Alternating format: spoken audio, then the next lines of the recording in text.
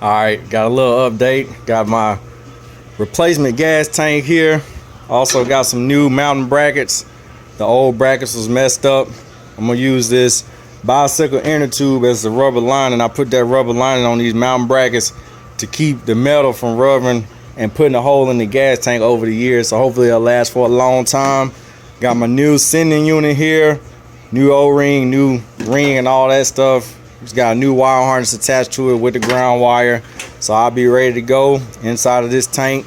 Clean, brand new. See, I got a bed full of other parts I got to get put on the truck too. But today, all I'm gonna be focusing on is the fuel tank and the exhaust. And let me take y'all over here. I got the brakes done, the drum brakes, all the springs and stuff, all that stuff is done in here. So once I get the fuel tank on, I crank it up. I got it on jack stands, throw it in reverse, see if I can get the self adjusters to grab and adjust. And if not, then I'll probably click them out a little bit, then take it out on the road and see if I can get the self adjusters to adjust. Let me take you over and show you the old gas tank. All right, so this is the old gas tank here. You can see this suction hose was kinked here. It was preventing the pump from sucking gas up to the engine.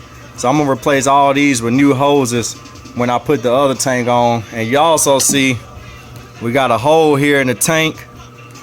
And then if you check out these old tank mounting brackets, this one here basically fell apart as soon as I took the tank off the truck.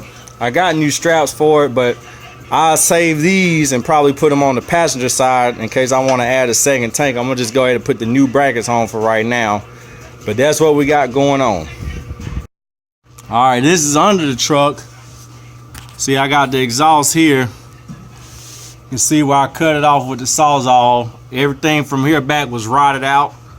I got a new muffler put on, and I got a new tailpipe.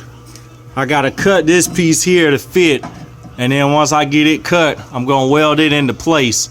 So that's what I'm about to do now, is get it cut, get started on the welding, and then I'll bring a video in and show you what the finished product looks like after I weld it. It may not be pretty, but that thing gonna be solid though. That's all that matters. So before I start welding, I'll show y'all my welder setup here. I got just a Summit Racing MIG welder, and I've done flux core welding before, and then I got this MIG welder here now with the actual gas tank. I never weld flux core again unless I absolutely have to. So I love the MIG welder, love the gas tank. Show y'all the wire spool here. Got 100% steel wire, all of that. I also got a stick welder for when I'm welding real heavy metal, because this is only 120 volts. I got a 240 volt stick welder, but that's not gonna be necessary for the stuff that we about to do now. Yeah, got the gas tank down here. Getting these last connections hooked up here. You got the old filling there, there's nothing wrong with that. Get up under here. Got the supply line here. That's the return back to the tank, and then the third line in the center is actually the vent line. So I gotta get those hooked up. Then I'm gonna jack this tank up, mount it on the frame, throw some gas in there, and then we're gonna fire it up and see what we got going. But that's the tank here, 20-gallon tank right here.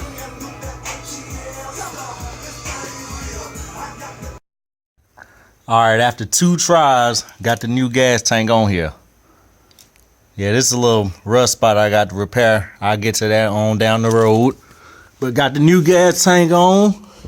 Got a little bit of gas in there. Crank it up. Everything run good. Got my disc brake, my drum brakes here in the back. They're on and adjusted. Everything adjusts good with them. Got bed full of parts I still got to put on for the front. So get around here to the front. Let me get this hood opened up. We got to do a little bit of body panel alignment here. So that's what I'm going to be starting on next, is aligning these panels, setting the gaps on them. Now I got to get this inner fender installed over here on the driver's side too. I'm probably going to pull the inner fender on the passenger side, because I do have a lot of suspension stuff I got to replace. It'll make it a lot easier to get in here to everything without having the inner fender in the way. So I may go ahead and do the suspension stuff first, and then get the inner fenders reinstalled back on here. And also, you can barely see it here.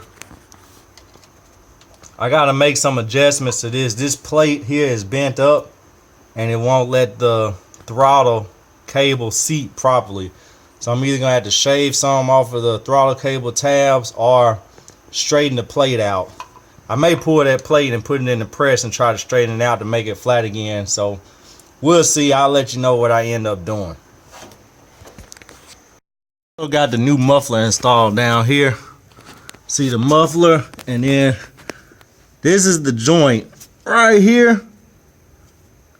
When I was welding it to the old pipe kept burning through. So I had to build it up thick enough to where I could get some good metal connection on there. That's why it's got the big blob on there. It's ugly, but it ain't leaking. And this ain't gonna be on here forever. It's gonna get redone once I go ahead and do my V8 swap.